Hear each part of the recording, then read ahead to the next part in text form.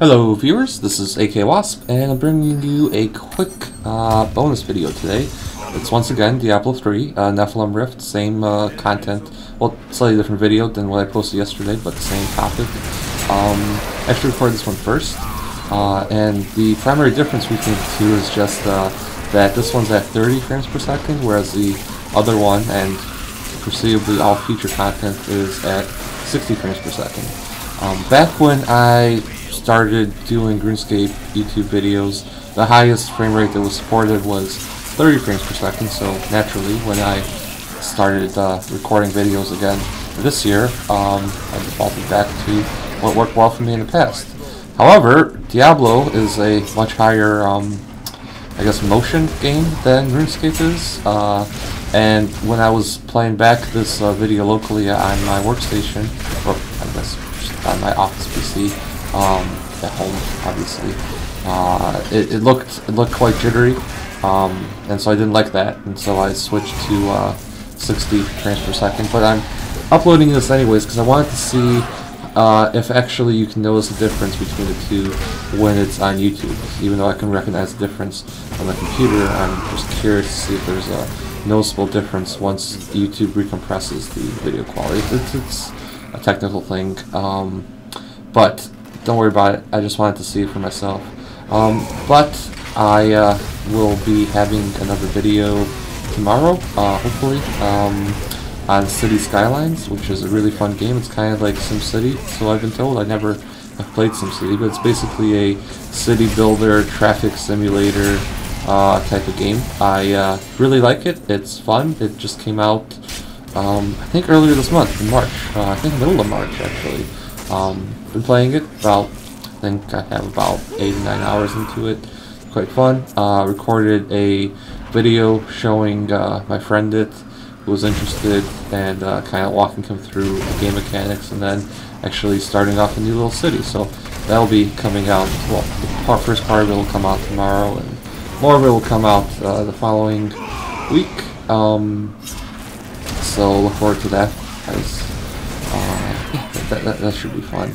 And then actually the Diablo3 Greater Rift video should be coming out on Monday. This is, I guess I'll take this opportunity to just talk real quick about the gear difference. So as you guys seen in this video and in the other yesterday video, this is just a completely overpowered, overmatched Furious Charge Barbarian running through and face rolling everything in the T6 NRift, which is, you know, fun. It's good.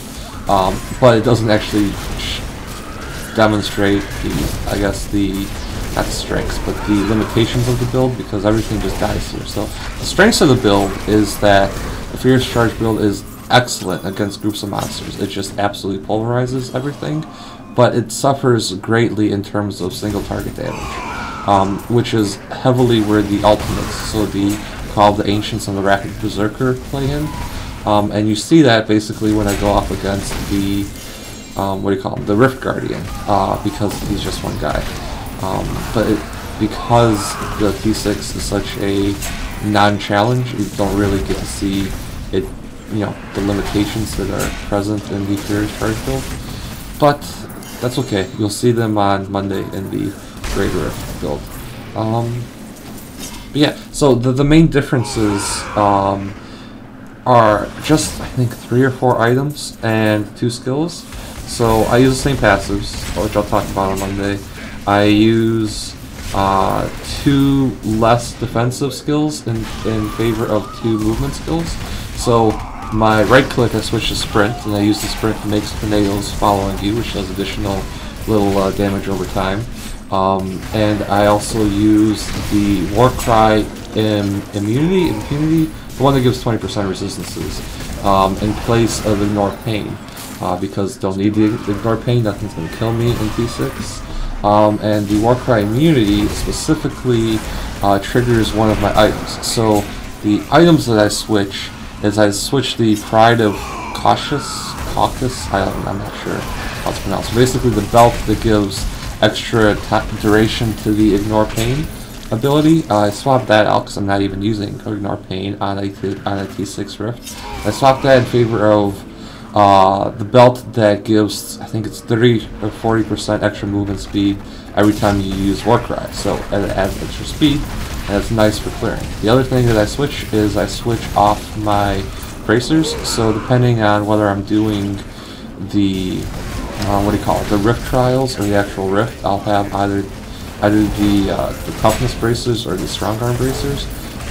But when I'm doing just these Nephilim Rifts, because the damage is really insignificant, I switch off and I just put on the Nemesis bracers at all times, which basically trigger an elite pack spawning every time you hit a shrine or a pylon, like right here in the video. So basically every time I run into a shrine or a pylon, it spawns with extra elite mobs, and elite mobs have very good drop rate for ancient items, so that's nice. It's just an efficiency thing in terms of speed.